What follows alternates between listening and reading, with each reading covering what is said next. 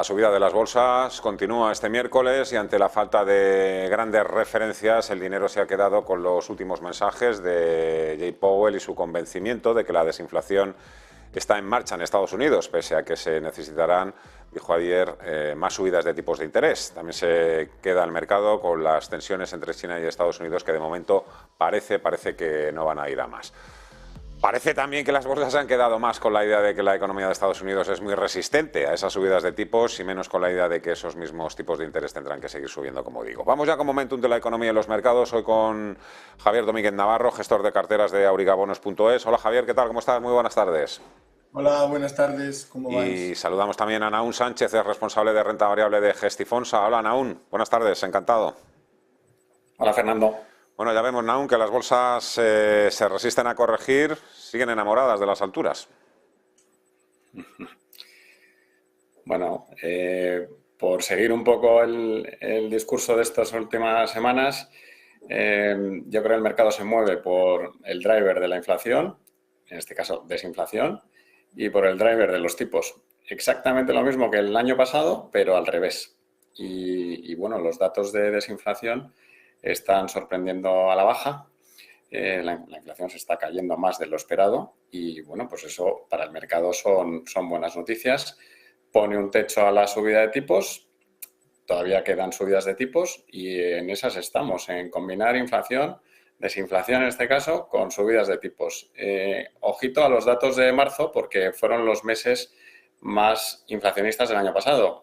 Aportó la inflación 1.2 a Europa y a Estados Unidos 2.4 de subidas de inflación. Entonces, el comparable de marzo es muy favorable este año y eso hace, bueno, el comparable en general del primer semestre, con lo cual eso va a hacer que el primer semestre de este año, al contrario de lo que pensaban los bancos de inversión y lo que pensaban las grandes gestoras cuando presentaron sus estrategias a final de diciembre, creemos que para los mercados es positivo y así se está viendo.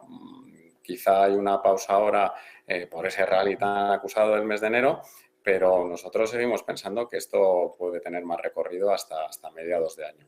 Es decir, desinflación temporal. Luego, a partir de ahí, hay mucho batiburrillo de datos a favor y en contra que estructuralmente puede hacer pensar que la situación en la segunda parte del año se puede complicar. En tu caso, Javier, un poco cómo interpretas los movimientos del mercado y también un poco pues esa disparidad que sigue habiendo con los bancos centrales. Sí, estoy de acuerdo con lo que decían aún. En definitiva, los bancos centrales siguen diciendo que tenemos un problema con la inflación, que hay que seguir subiendo los tipos de interés, pero el mercado, insisto que como vengo diciendo habitualmente, el mercado es soberano y decide lo que quiere hacer independientemente de los mensajes. Es verdad que el baile fue el año pasado con los bancos centrales y este año también van a ser los bancos centrales. Lo que pasa es que el discurso es completamente diferente, digamos, de un año para acá, foto contra foto. Y sin embargo, el mercado reacciona igual. Yo sigo pensando que los tipos de interés van a seguir subiendo, que la inflación, independientemente de que estemos en un buen momento, veremos a ver qué sale en Estados Unidos. Entiendo que será la semana que viene cuando nos volverán a informar sobre qué inflación ha habido en enero. De momento nos mantenemos en que están en el 6,5, que es más del triple de lo que están buscando. Por tanto, teniendo en cuenta además el fabuloso dato de empleo que salió la semana pasada, yo es que nunca dejan de impactarme o de sorprenderme positivamente la economía americana. Es la más dinámica y desde luego cuando vienen malos tiempos para todos, menos para ellos, que en definitiva tienen una capacidad impresionante. Hablabas de las tecnologías y de las...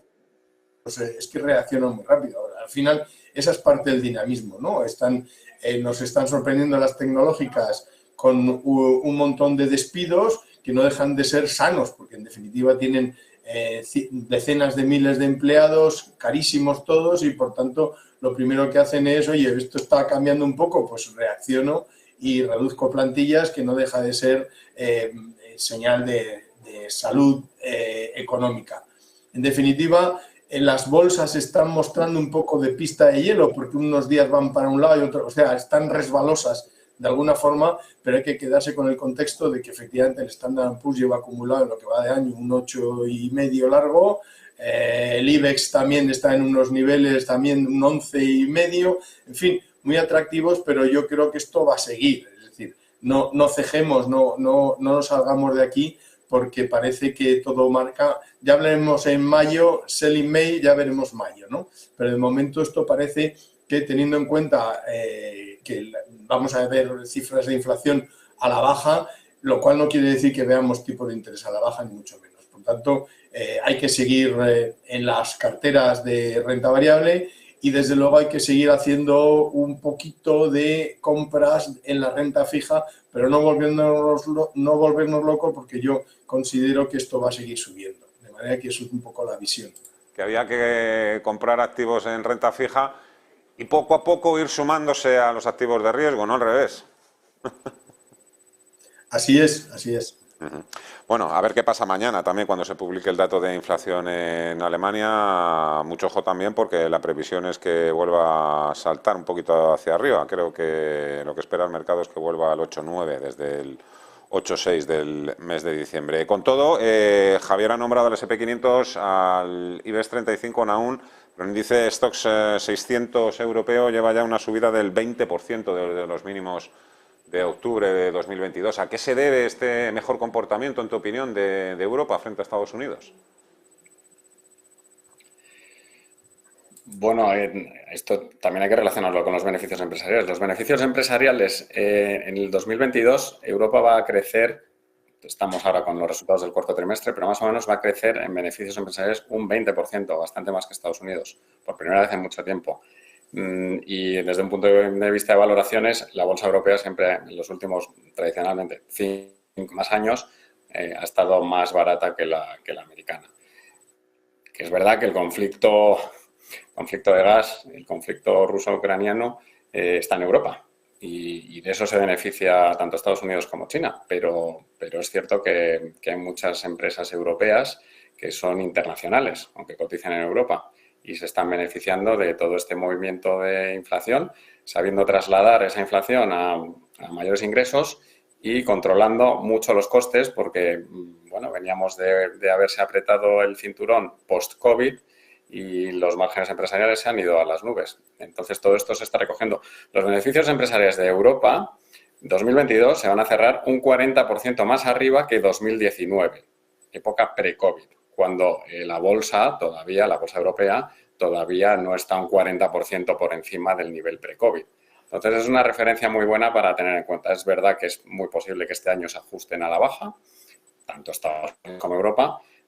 Vamos a hablar de 10-15%. La verdad es que las empresas no parecen muy preocupadas como fue la última gran crisis financiera en cuanto a reducción de beneficios, pero sí que incluso es saludable un recorte de beneficios, porque estamos en niveles de márgenes operativos máximos y donde ya no se puede trasladar mucha más subida de inflación a los consumidores, que hemos tragado esa inflación a lo largo del 2022.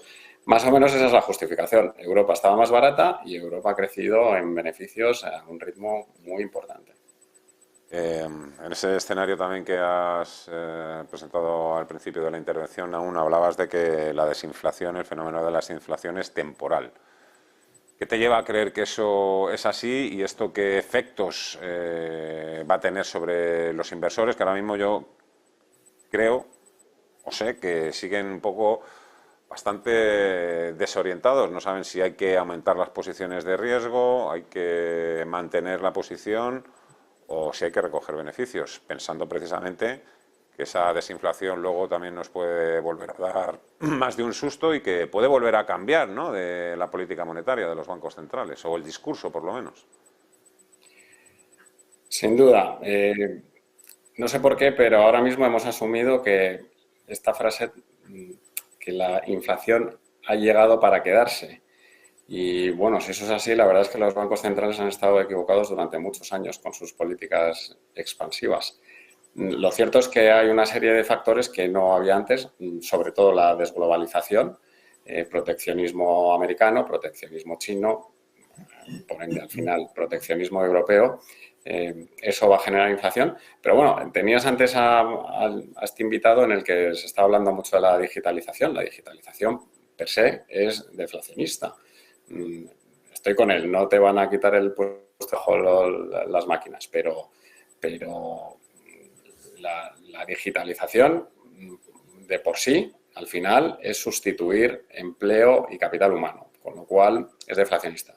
Y eso va a estar ahí también estructuralmente, con lo cual estamos en un momento de una visibilidad nula, desde un punto de vista coyuntural, pero también desde un punto de vista estructural. Entonces entiendo que los inversores estén muy desorientados porque no está tan claro lo que va a pasar en los próximos, ya no hablo del próximo año, hablo de los próximos 5 o 10 años. Por un lado hay corrientes inflacionistas muy claras, pero por otro lado hay corrientes desinflacionistas también muy claras, que estaban ahí, que ya estaban ahí. Entonces, bueno, una economía saludable es que te crezca el PIB a ritmos de entre el 2-3%, mejor el 3% que el 2%, y inflación controlada en niveles del 2%. Si la inflación para quedarse es en el 2%, mejor incluso un poquito más, bienvenida sea para todos, porque es una economía saludable. Pero ahora mismo, de verdad, es que no lo sabemos, no sabemos dónde van a ir los bancos centrales. No sabemos si un nivel de tipos de interés del 5% en Estados Unidos y del 4% como terminal rate en Europa es sostenible, porque al final también evidentemente destruye consumo, las hipotecas son más caras, en fin, destruye economía, con lo cual eso tampoco lo vemos sostenible en el tiempo. Un escenario de tipos más en los niveles del 2,5-3% con estos crecimientos sostenidos de los que hablo, sería la economía ideal, pero es que la economía nunca está en equilibrio. Entonces, bueno, por eso están también los bancos centrales, para intentar ayudar en todo este batiburrillo en el que estamos actualmente. Y ahora no sabemos si la que se ha adelantado o el que se ha adelantado es el mercado a la economía o es la economía la que se ha quedado rezagada. Bueno, sigo un poco dándole vueltas también, Javier, al mensaje que me has dado. Me sigue rechinando un poquito lo de... Te he visto como más optimista con la renta variable que con la renta fija. No sé si es porque eres un fiel defensor de ese aterrizaje suave en el que están ahora mismo un poco pensando los mercados, o si es que crees que la inflación todavía puede dar algún que otro sustillo a los inversores en bonos. Pues si leemos lo que dicen los mercados, la curva de los tipos en los países, el pico, ya sabes que eso es un seguimiento bastante habitual que hago. En definitiva, ahora mismo la curva de tipos en Alemania, el punto más alto en rentabilidad está en el 9 meses, al 2,77. En España está en el 30 años, que está al 3,75. Es decir, España es la única de los países revisados que sigue manteniendo una curva de tipo de interés positiva, en el sentido de que el corto es más bajo que el largo. Y luego en USA es a los 6 meses, que es el pico de la rentabilidad. ¿Esto qué significa? Que el mercado de los tipos de interés está descontando que en 6 meses en Estados Unidos empezarán a decaer la presión sobre los tipos de interés. Y en el caso de Alemania, en 9 meses. Eso es lo que está leyendo el mercado de los tipos de interés. ¿Va a ser así? Bueno, pues si va a ser así, lo cierto es que significa que tanto en Alemania como en Estados Unidos, que son los grandes motores, el mercado está descontando que a lo largo de este año, sean 9 como sean 12 meses, se va a solucionar el problema de los tipos de interés, de alguna forma. Es decir, la combinación se va a solucionar, entre comillas, la combinación de inflación alta con tipos de interés alta. ¿Significará que los tipos de interés volverán al 2 o al 0 o al negativo? Pues en absoluto, no creo. Ya veremos dónde nos quedamos, pero desde luego aquellos que tienen unas hipotecas que les están subiendo ahora de una manera radical, etcétera, esto indica que pensar en cierta tranquilidad. Esto no va a durar siempre. O sea, los tipos de interés que están ahora y que van a venir no van a mantenerse durante mucho tiempo. Será este año 2023 es posible. ¿Eso qué significa? Y luego eso combinado con que, porque también la inflación le viene bien a las empresas, no nos olvidemos, se vende más, es más caro, hay más flujo de dinero entrando y saliendo. Eso combinado con unos resultados bastante interesantes por parte de las empresas hace que esta combinación sea positiva para los mercados de la renta variable, en la medida de lo posible. Sí que es verdad que cada día son más peligrosos. Nos vemos... ¿Por qué? Pues porque esto se mueve mucho por tripas. Y además el mercado de la renta variable está retando de manera sistemática a los bancos centrales. Los bancos centrales dicen que el momento no es muy bueno y, sin embargo, el dinero fluye directamente tanto a la renta fija como a la renta variable. En fin, pues es que esto, insisto, es el mercado el que así lo determina. Por otro lado, hay un apetito enorme de inversión. Hay un apetito enorme porque los tipos de interés son muy atractivos, la bolsa está teniendo un performance bastante atractivo, de manera que entonces quizás no es momento de retirarse, no es momento de irse a los cuarteles de invierno, no.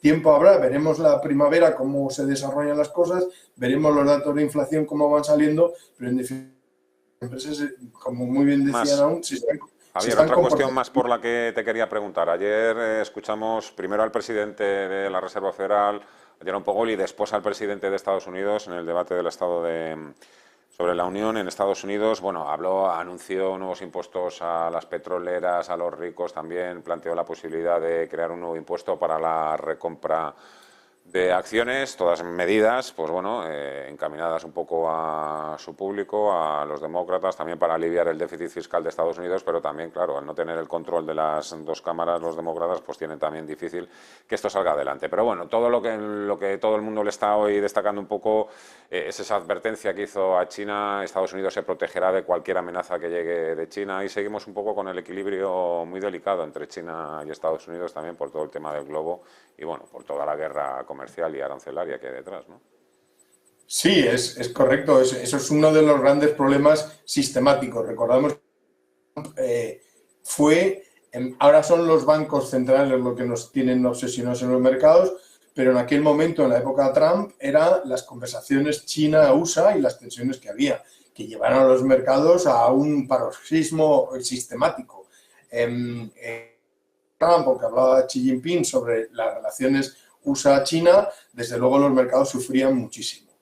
¿Se pueden reeditar? No lo sé. Yo, desde luego, considero que ha sido tremendamente torpes los chinos con ese globo, sea meteorológico o sea sistemático o sea de espías. Me ha parecido de una torpeza enorme lanzar un globo gigantesco por encima de Estados Unidos, yendo y viniendo, y evidentemente ha sido una gran torpeza y yo creo que actúa muy bien en los Estados Unidos, que siguen siendo tremendamente soberanos y muy celosos de sus defensas. Por otro lado, también hay una campaña simultánea, porque se habla que el auténtico globo sonda no es el que han lanzado por el cielo de los Estados Unidos, sino es TikTok. Y los americanos, que tienen 100 millones de suscriptores en TikTok, siguen ignorando semejante amenaza, pero es verdad que ahí está. Xi Jinping es un personaje gris, oscuro, y que de alguna forma cambia de ideas como de camisa, ¿no? Unas veces determina que es una economía abierta, otras veces la cierra. Recordemos todo el caso de Alibaba, todo lo que ocurrió con las tecnológicas, todo lo que ocurrió con las compañías chinas que estaban cotizadas en Estados Unidos y cómo pretendieron cerrarlas. En fin, todo aquello ha ocurrido bajo el mismo mandato del señor Xi Jinping, de manera que es de bandazo en bandazo. Veremos a ver cómo sale, pero de momento se está resistiendo bien. Bueno, de momento... Bueno, se necesitan el uno al otro también. De momento aquí lo vamos a dejar por hoy. Javier Domínguez Navarro, aurigabonos.es, Naún Sánchez, Gestifonsa, un gran placer como siempre. Muchas gracias a los dos. Que vaya bien la semana. Hasta la próxima. Adiós. Un abrazo, gracias a los dos. 12:47, nos queda mirar todavía